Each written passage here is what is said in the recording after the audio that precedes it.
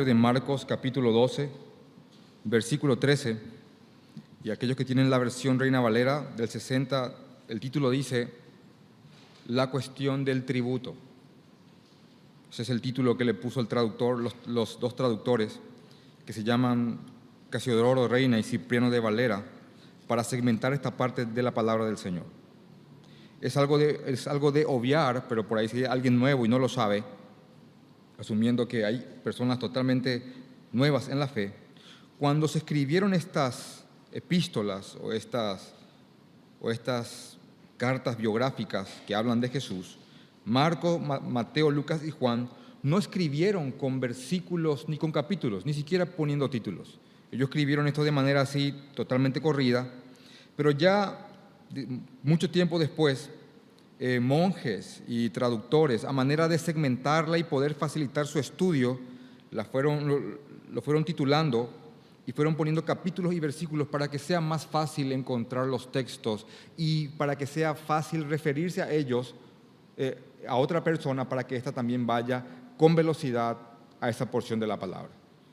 Entonces nosotros nos basamos en esta segmentación para poder ir así punto por punto estudiando la palabra del Señor. Antes de leer a Marcos, que escribió las memorias del apóstol Pedro, me gustaría mucho leerles un momento, un versículo del apóstol Juan, unos cuantos versículos del apóstol Juan que está en Juan capítulo 15, del 18 al 20. Juan capítulo 15, del 18 al 20. Tengan ahí un marcador o pongan su dedo en Marcos capítulo 12, versículo 13.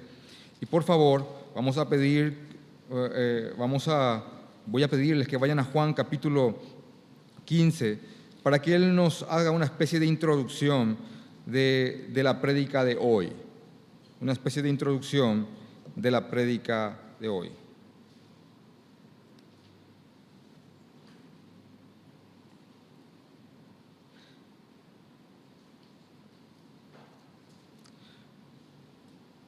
Cuando realmente creemos en Jesucristo, producto de que hemos nacido de nuevo, nacemos de nuevo, se nos es sacado un corazón de piedra, esto es metafóricamente, se nos saca un corazón de piedra, se nos pone un corazón de carne, simbolismo de que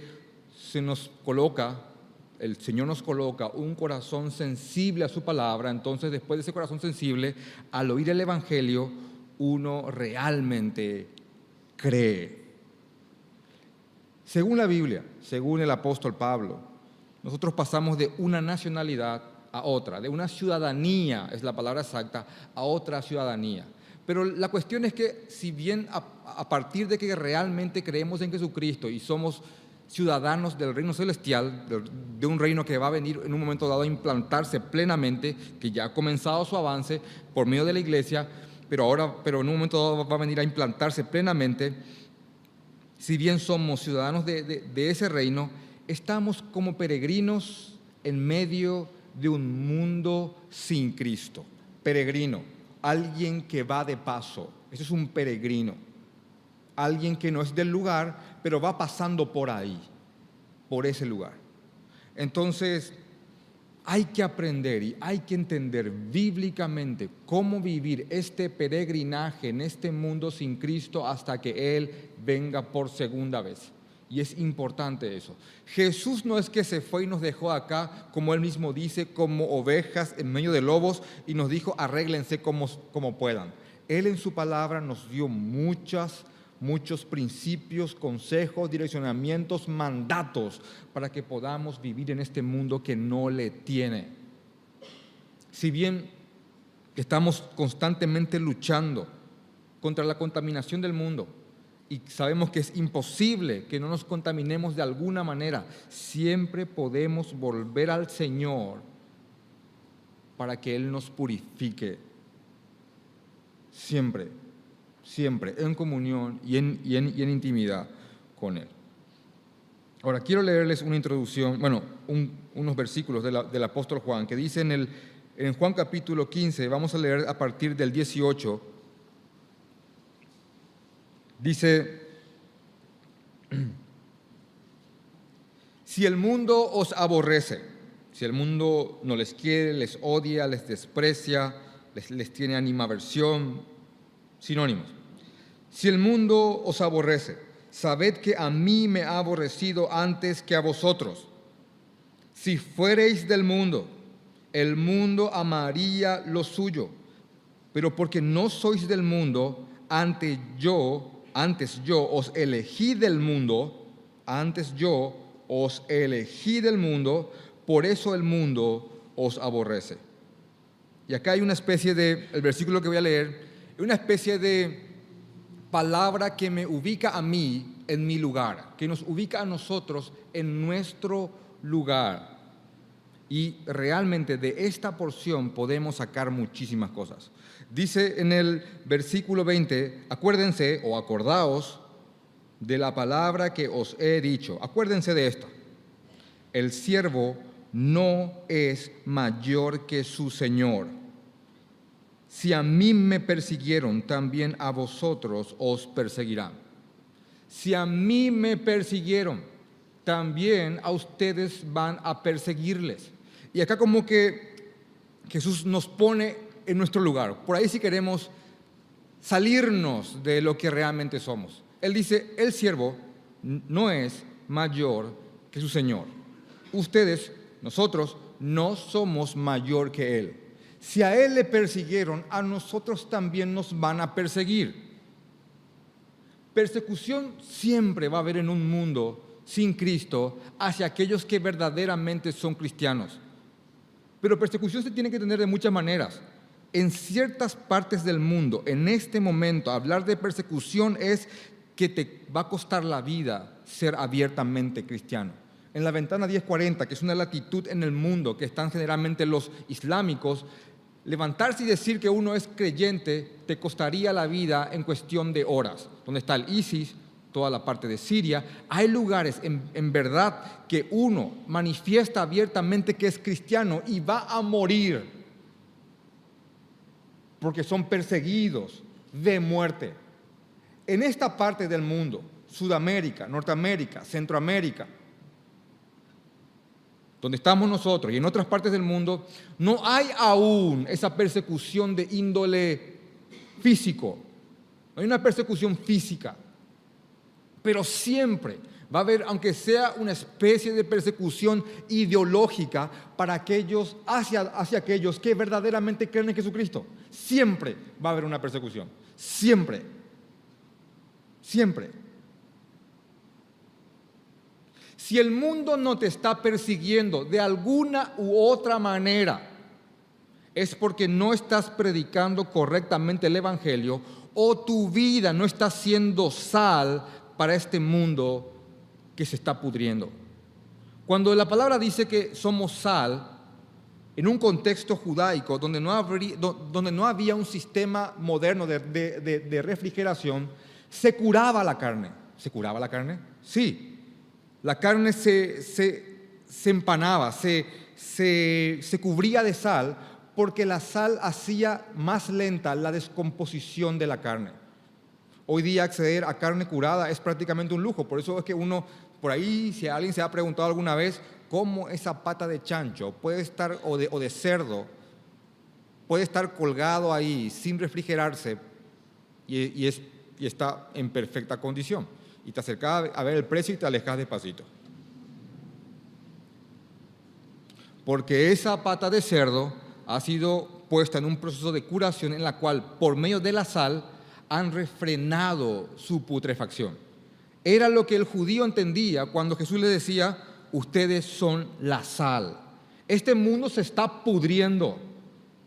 Se está pudriendo. Y ustedes son la sal que van a retrasar su putrefacción. No la van a evitar. Porque este mundo va a ir de mal en peor. Y cada vez más van a llamar bueno a lo malo y malo a lo bueno. Pero ustedes, siendo mi iglesia, mis profetas, aquellos que denuncian el mal, van a hacer que esta putrefacción se refrene. Hasta inclusive en generaciones donde ya no hay creyentes, aún así su maldad se refrena porque en algún momento dado de esos pueblos se han puesto bases cristianas que refrenan lo perverso que pudieron llegar a ser. Créanme, si hoy mismo desaparece cada creyente, yo no creo en el rapto, pero si cada creyente desaparece, este mundo se va en picada total. Tu presencia hace, de alguna forma, tu presencia, no como un agente secreto. Había sido de creyente. No. Tu presencia, realmente viviendo lo que es Jesucristo, esperando su venida, no va a poder evitar que aquellos que sean perversos refrenen sus perversiones o se sientan incómodos cuando lo hacen porque estás presente. Cuando estés en un grupo, en la oficina, en el trabajo, y salga un chiste verde musgo, y todos se rían, y vos no te rías por la blasfemia que acaban de decir, créeme, la falta de una mueca, de una sonrisa en tu rostro, va a hacer que los demás que se han reído de esa palabra se sientan incómodos.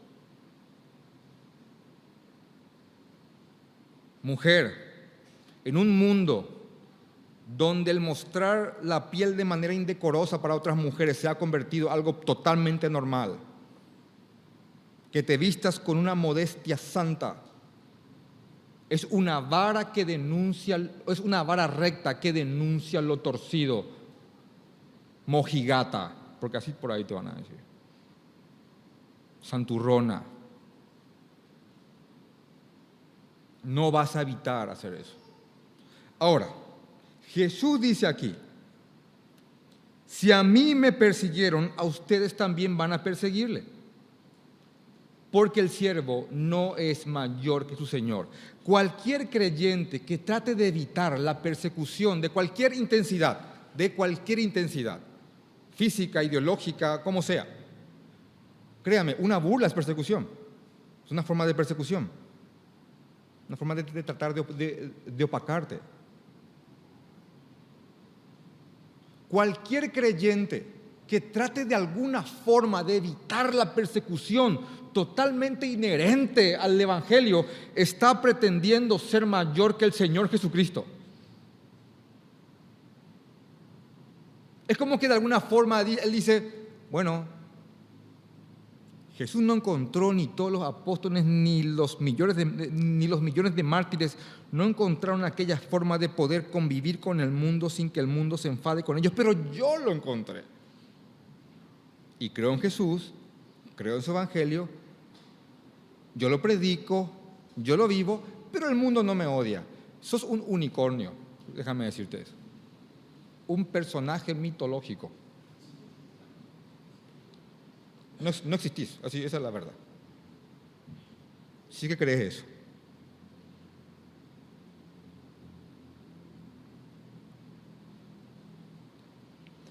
Sí o sí, el mundo de alguna forma debe de reaccionar ante una persona que está viviendo el Evangelio y al Señor Jesucristo. No hay otra forma.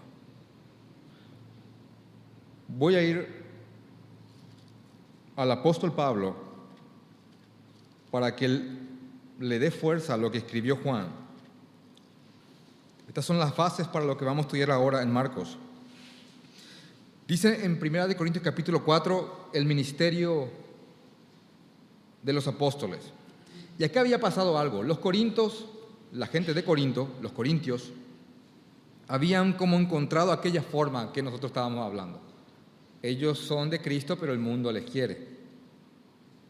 Entonces Pablo les escribe una carta para preguntarle qué está pasando. Dice, capítulo 4, versículo 9, porque según pienso, Dios nos ha exhibido a nosotros los apóstoles como postreros, como lo último de lo último, les añado yo, como a sentenciados a muerte, pues hemos llegado a ser espectáculo al mundo, burla a los ángeles y a los hombres. Nosotros somos insensatos. Y escucha esto, Escucha esta especie de comparación. Los apóstoles. Nosotros somos insensatos por amor de Cristo, mas vosotros prudentes en Cristo. Nosotros somos débiles, mas ustedes fuertes, mas vosotros fuertes. Vosotros honorables, mas nosotros despreciados. Hasta esta hora padecemos hambre, tenemos sed, estamos desnudos, somos abofeteados y no tenemos morada fija. Nos fatigamos trabajando con nuestras propias manos, nos maldicen y bendecimos, padecemos persecución y la soportamos. Nos difaman y rogamos. Hemos venido a ser hasta ahora como la escoria del mundo, el desecho de todos. No escribo esto para avergonzaros o para avergonzarles, sino para amonestarles como a hijos míos amados. Porque aunque tengáis 10,000 ayos, aunque tengan 10,000 maestros, un ayo es un maestro, aunque tengan 10,000 maestros en Cristo, no tendréis muchos padres, pues en Cristo Jesús yo os engendré por medio del Evangelio. Por tanto, os ruego que me imitéis. ¿Qué pasa, Corinto? ¿Por qué estamos predicando supuestamente el mismo mensaje y ustedes son honorables, fuertes e ilustres y nosotros somos escoria? Créame, el mundo de aquella época, comparado con el de hoy, este es más perverso. Y si predicamos el mismo evangelio apostólico, ¿cómo poder esperar una reacción diferente? ¿Cómo? Si el mundo no te está ladrando como un animal rabioso, probablemente no estés predicando el evangelio.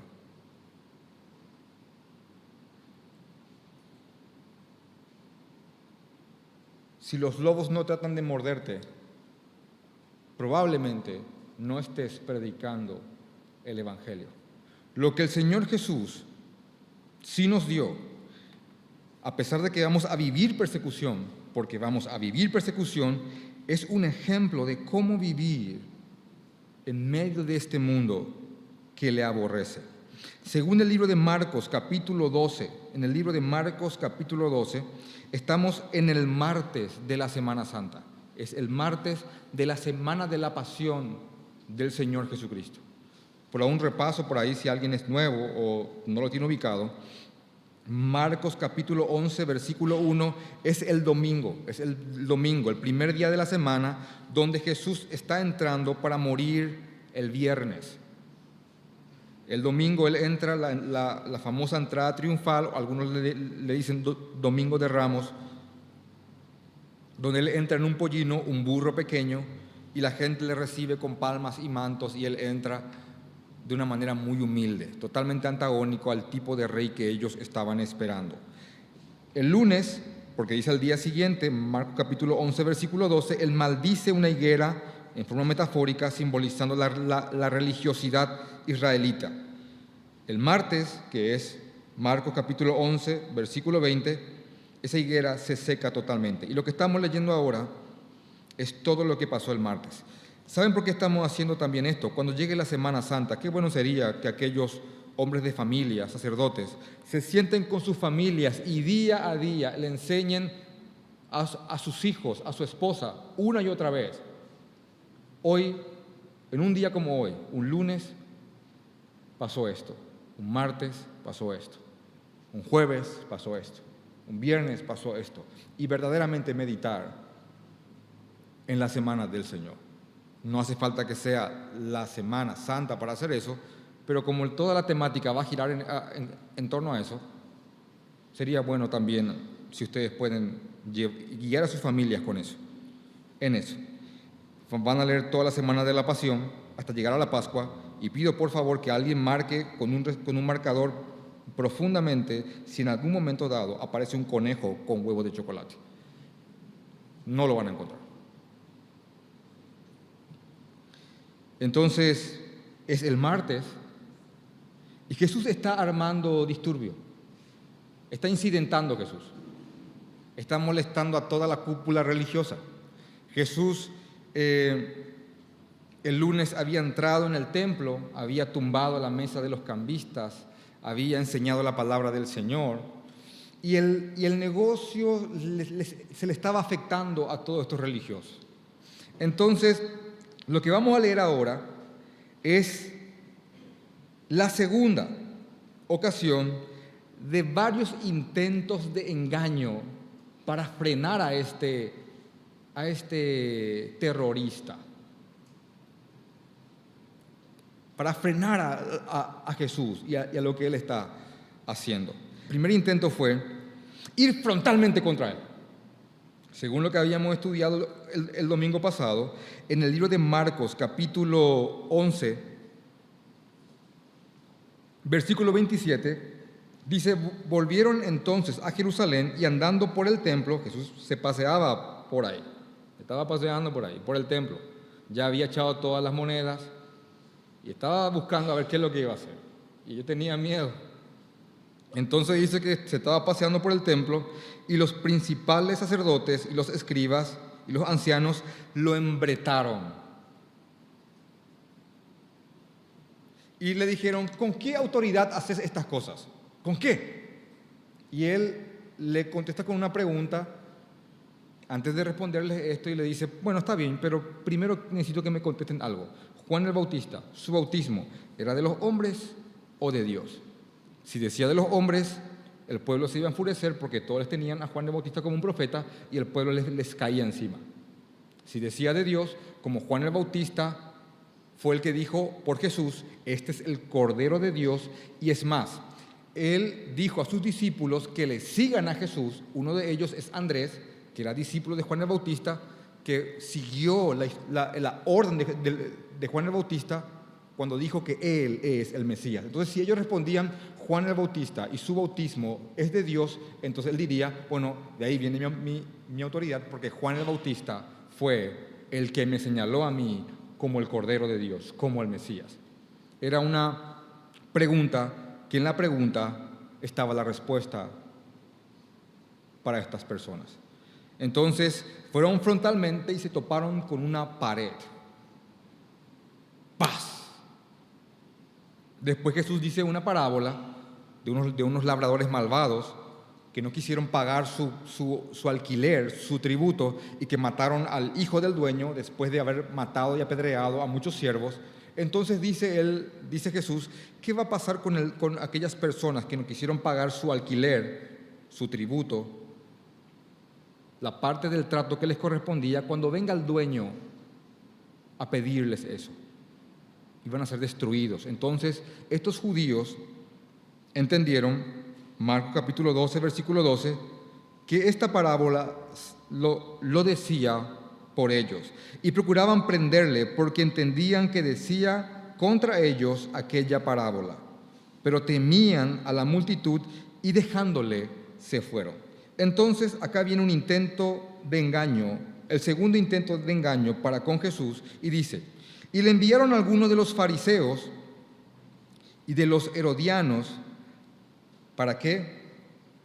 Para que le sorprendiesen en alguna palabra. Fariseos y herodianos.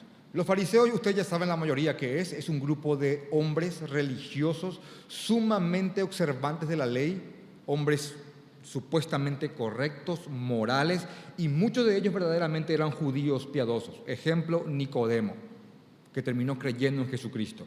Es más, cuando todos huyeron, él junto a otro hombre fueron a pedir el cuerpo de Jesús, cuando identificarse con él podía significar la muerte. Un fariseo que verdaderamente creía, era un hombre piadoso.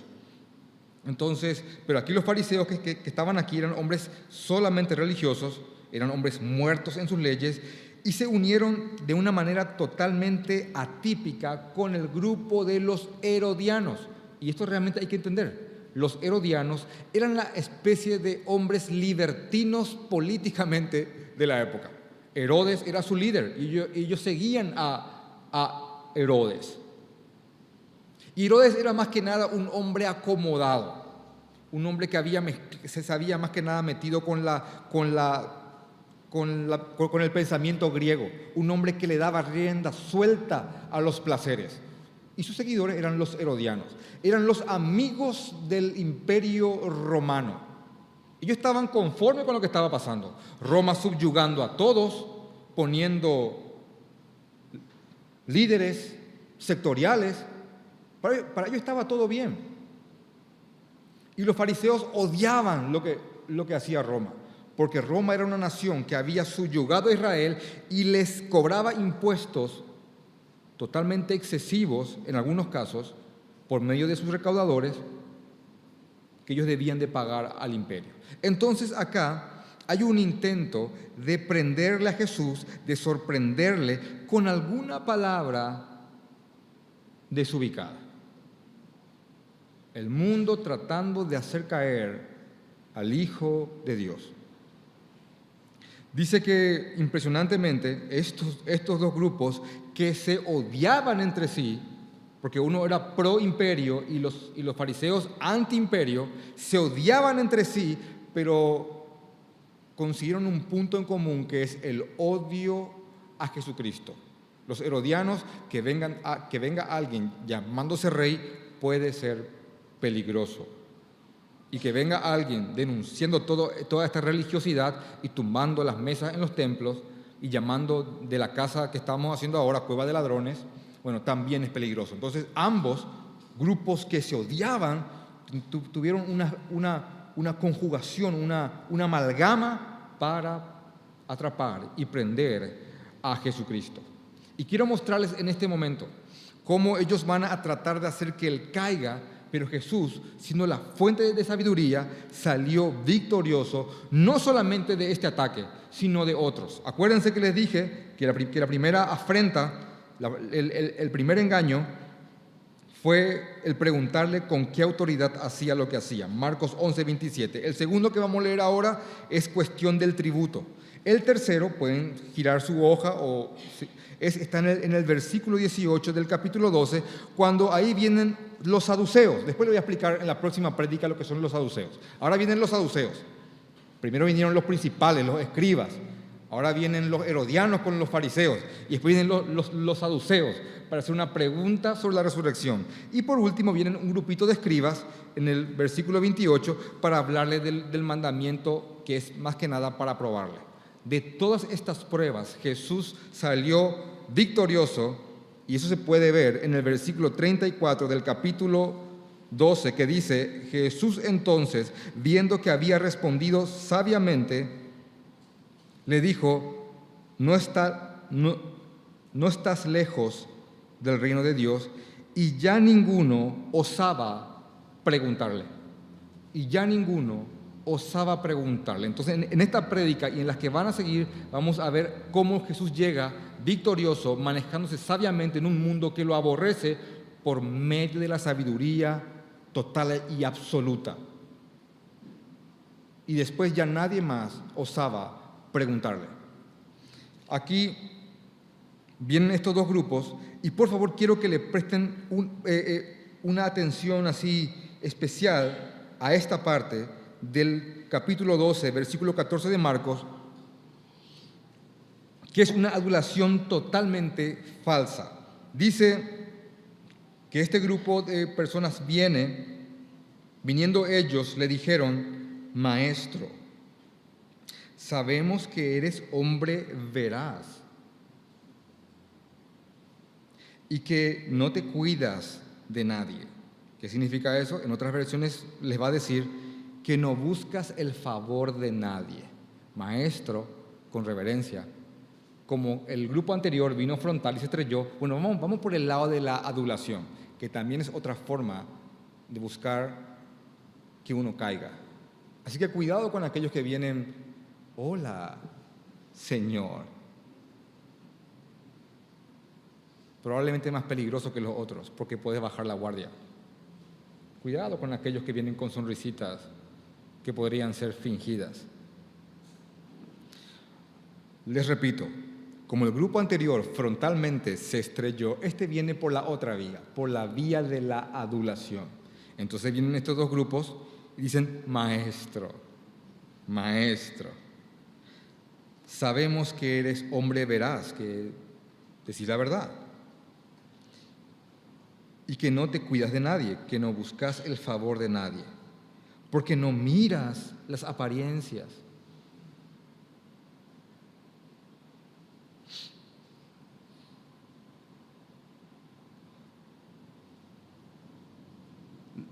Porque no miras las apariencias de los hombres, sino que con verdad, escucha esta última declaración, sino que con verdad enseñas el camino de Dios. Y yo acá desmenucé en una hoja todo lo que este grupo, por supuesto un vocero lo habrá dicho en nombre de todos, pero miren lo que decía.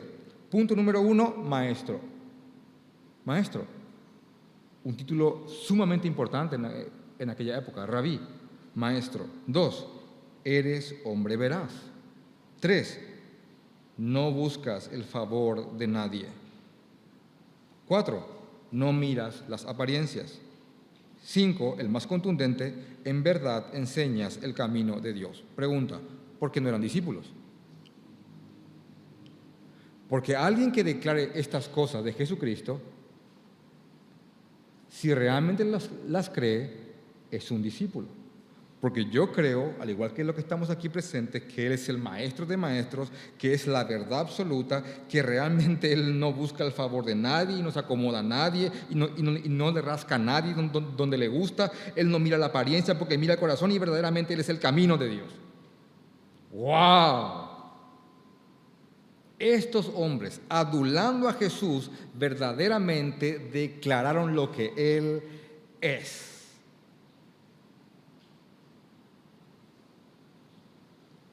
Solo que ellos no sabían, solamente que ellos no sabían que estaban frente a aquel que escudriña los corazones, que lee los pensamientos, de verdad.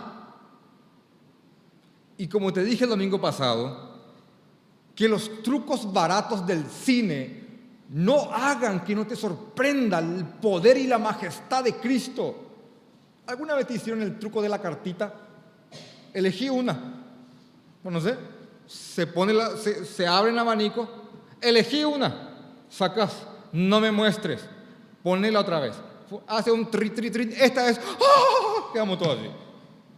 ¡Wow! ¿Sabes lo que es que alguien te lea el pensamiento? ¿Sabes el temor que puede engendrar en alguien que verdaderamente está dimensionando el poder que se está desplegando cuando alguien hace eso? ¿Saben el temor que entró en Natanael cuando se acercó a Jesús y él le dijo, cuando estabas bajo aquel árbol yo te estaba viendo? Tuvo temor. Y él le dijo, ¿esto te sorprende? Cosa más grande que esta vas a ver. En otro encuentro con hombres religiosos, antes de ir un poquito más adentro de esto, ahí en el libro de Marcos, capítulo 2, en el libro de Marcos, capítulo 2, cuando un grupo de religiosos estaba pensando, cavilar, es decir, dentro de uno, ¿por qué éste se toma la atribución de perdonar pecados? Esto ya lo habíamos leído, pero aquí cabe muy bien otra vez. Un hombre estaba enfermo, abren el techo, le bajan sus amigos.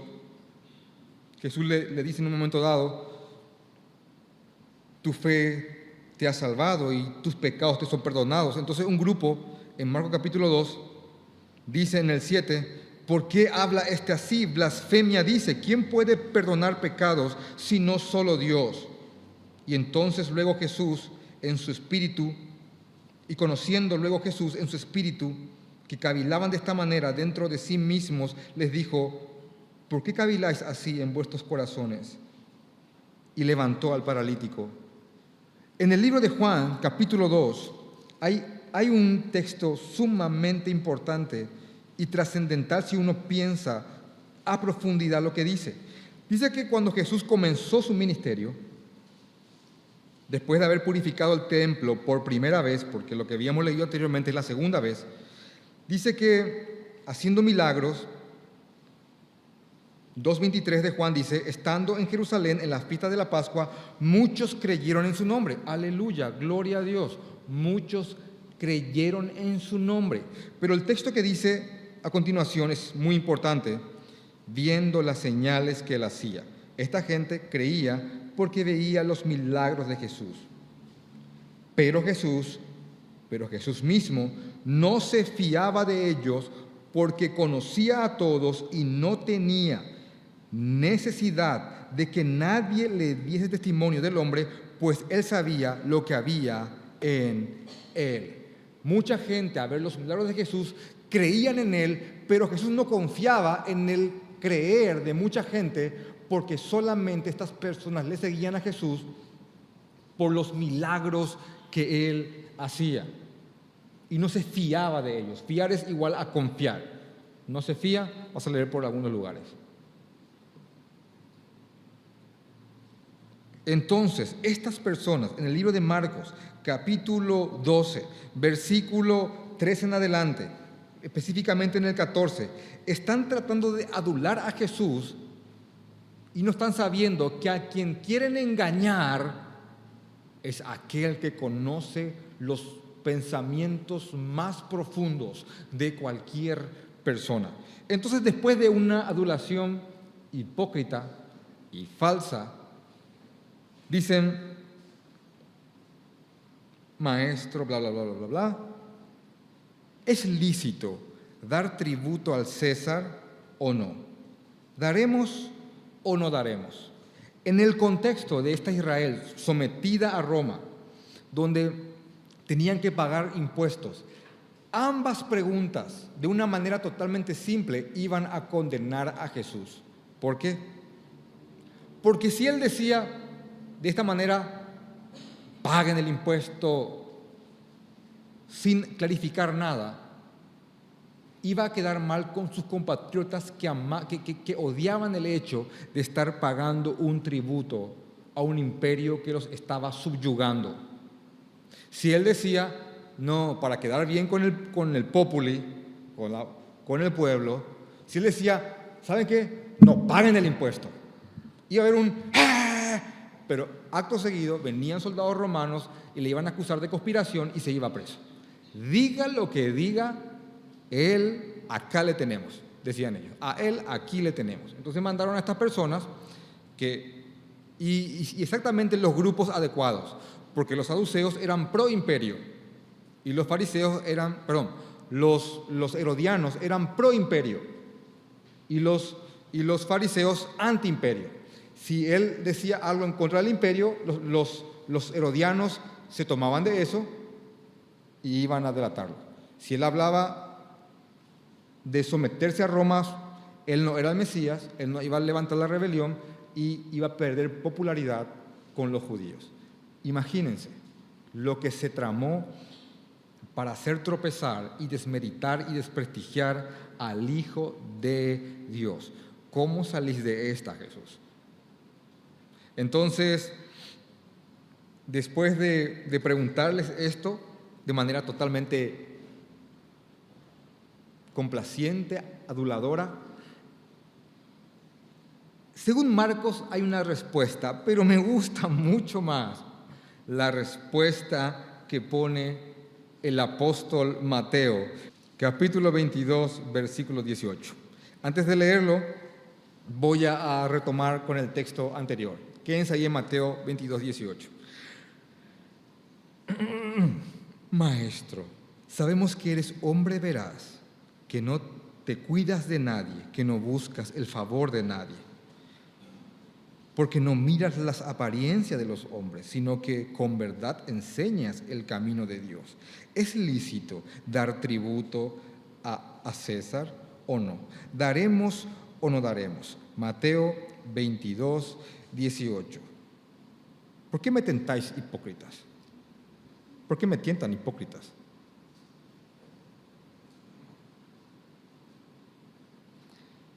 Te falta amor, Jesús.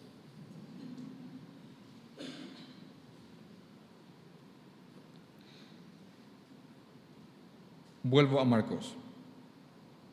Mas él, percibiendo la hipocresía de ellos, dijo: ¿por qué me tientan o por qué me tentáis? Traedme la moneda para que la vea. Según la historia, Él pide una moneda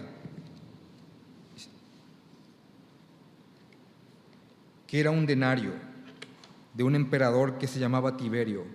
En esa moneda, de un lado, y por favor atiendan mucho esto, de un lado estaba la cabeza de este emperador, del emperador Tiberio, y del otro lado estaba este emperador sentado en su trono, y decía la moneda en el anverso: Tiberio César Augusto, hijo del divino Augusto.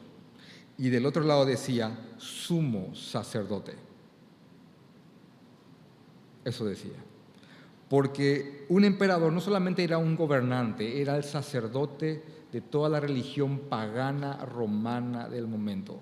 ¿Saben lo que es para un judío estar pagando día a día con la cara del emperador que lo ha subyugado y dado vuelta, inclusive pagar con ese emperador entronizado como un sumo sacerdote? Imagínense.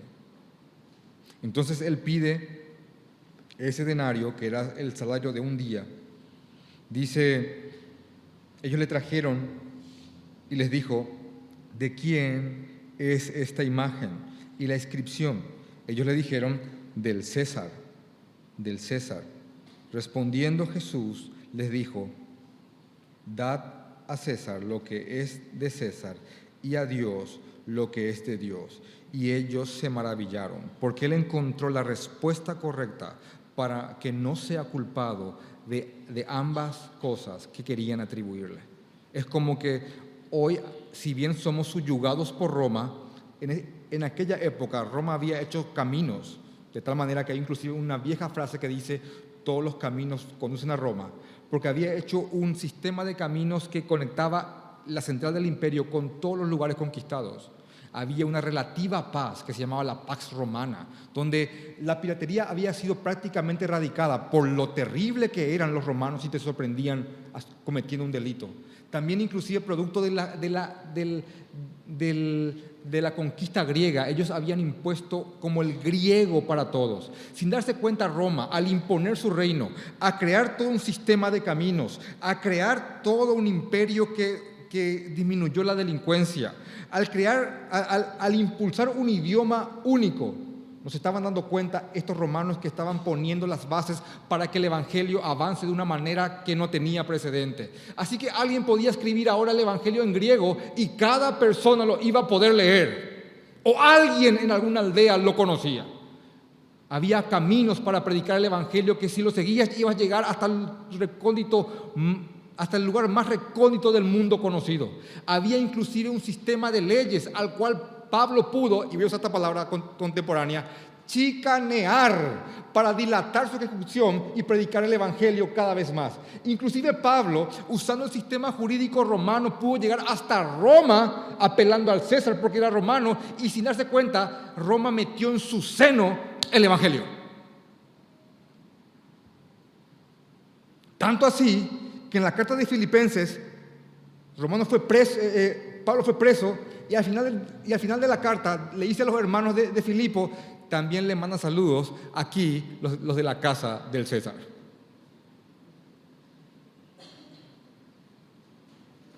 Cada hombre pagano, cada rey corrupto o presidente perverso, creyendo que está haciendo lo malo, no sabe que se mueve de alguna u otra forma en la soberanía de un Dios, que si bien Él va a pagar por todas las cosas que ha hecho, no va a poder evitar que este reino avance. Así que gracias, Roma, por tus caminos, gracias por tu seguridad, gracias por tu sistema jurídico, páguenle lo que es suyo, pero a Dios lo que es de Dios.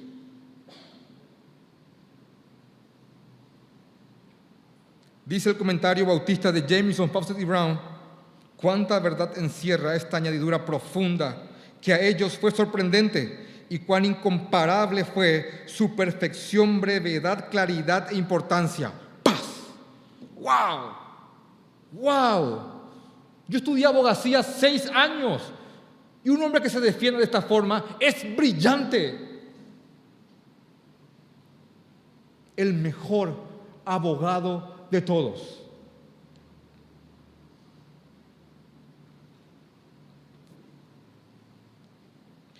Jesús es la fuente de toda sabiduría. Y como Él se condujo en este mundo, tenemos que seguir sus pasos y conducirnos de la misma manera. Sin eso, no te vas a mantener en pie un solo round con este mundo. ¿Alguna vez a alguien aquí le han noqueado? ¿Saben lo que se siente? ¿Saben lo que se siente? Nada. ¿Y cómo sabes, pastor? Esa es otra historia. Vota ahí. Y te viene. Y vos te vas. ¡Fam! ¡Pum! Se apagó la luz. No duele, no sentís nada. Te despertás alrededor de tus seres queridos, tus amigos, que te dicen, ¿qué te pasó? Te fuiste ahí, bajaste la guardia, sin darte cuenta estás en el piso. Tenés que saber pelearle a este mundo. No podés ir con tu limitada sabiduría, queriendo hacerte al valentón. Tenés que buscar la sabiduría del Señor y el direccionamiento que el Espíritu Santo da a sus hijos. En el libro de Mateo capítulo 10, que es una especie de síntesis perfecta de lo que un hijo de Dios pasa en el mundo. Y me gusta mucho la cronología perfecta que Mateo plasma.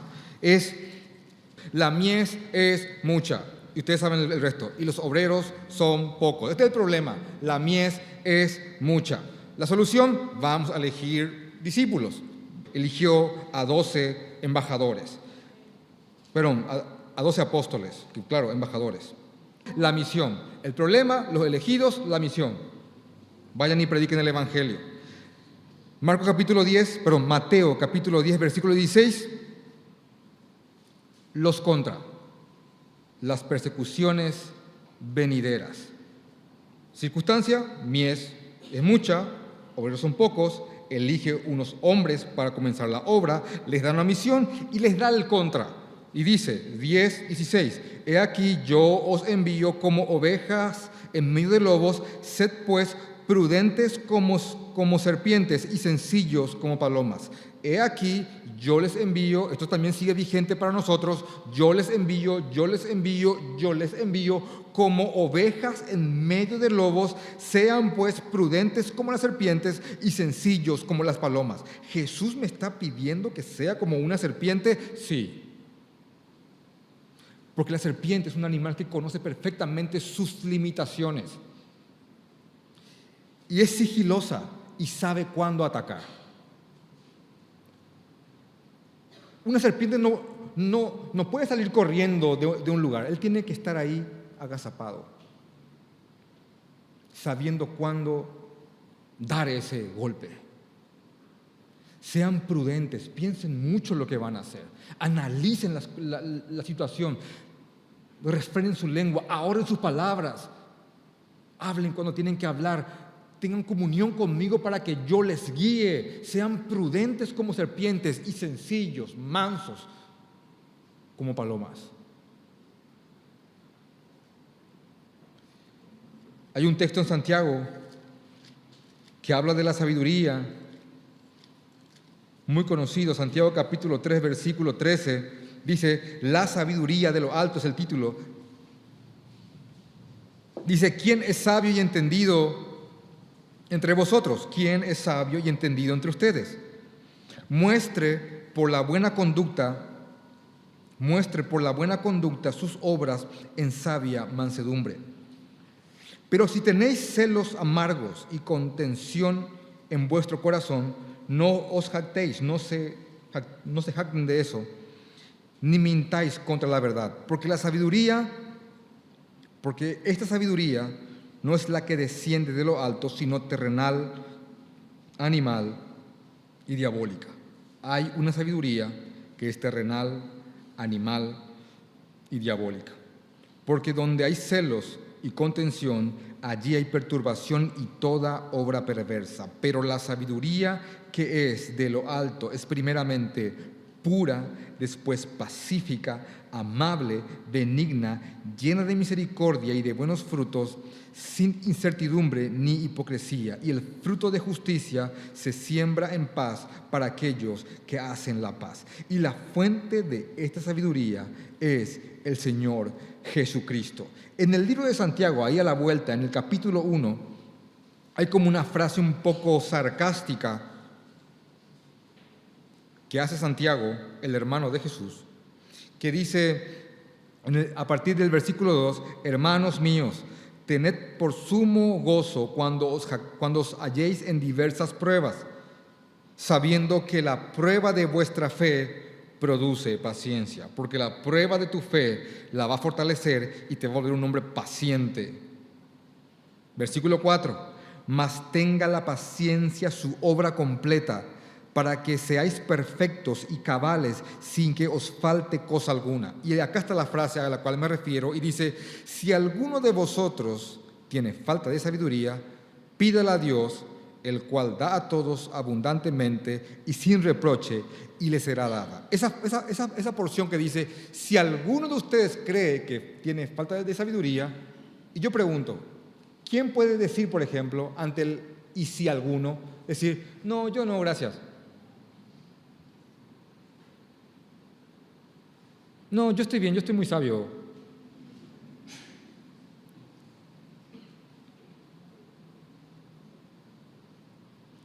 Todos, absolutamente todos, necesitamos de esta sabiduría para poder conducirnos en este terrible mundo que nos aborrece y que de alguna forma u otra nos va a perseguir. La forma en la cual Jesús, en el libro de Marcos, a continuación, que vamos a ir estudiando las próximas semanas, fue eludiendo y callando las voces de sus engañadores, de los que pretendían engañarle, realmente es sorprendente. Realmente es sorprendente. Y esta misma sabiduría es la que nosotros tenemos a disposición para vivir en este mundo. Es la misma fuente. Él no nos ha abandonado. Y mañana te espera este mundo para que pongas en práctica de lo que estamos hablando hoy. Mañana. No, ¿qué mañana? Al salir de aquí. Va a estar ahí. Por eso el Hijo de Dios constantemente ora sin cesar. No hace falta buscar un lugar. De hecho, está bien hacerlo, un lugar apartado, pero no hace falta solamente ir a un lugar apartado para orar. El Hijo de Dios ora caminando por la calle, ora mientras toma un sorbo de café. Él no ora, Él no debe de orar solamente antes de comer. Mientras está tragando cada bocado, tiene que ir diciendo gracias. Cada sorbo de agua, yo sé que muchos de ustedes pueden decir, yo no estoy en eso, pero ese es el rumbo. Ese es el rumbo.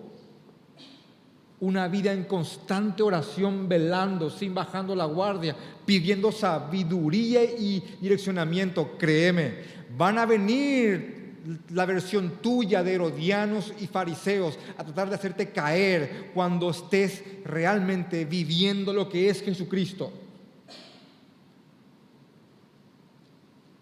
Supongamos que estés en un puesto por soberanía del Señor, en un puesto político o en algún lugar de mando, donde realmente haga falta hombres piadosos del Señor.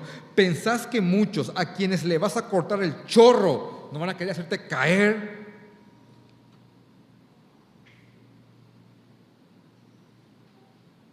Vas a necesitar mucho del Señor y de esta sabiduría y de esta comunión para poder responder como Jesús hubiese respondido si estaba en tu lugar. O opción B, que el mundo te ame y que Pablo te escriba esa carta que habíamos leído en 1 Corintios capítulo 4. ¿Qué está pasando? ¿por qué el mundo no te aborrece?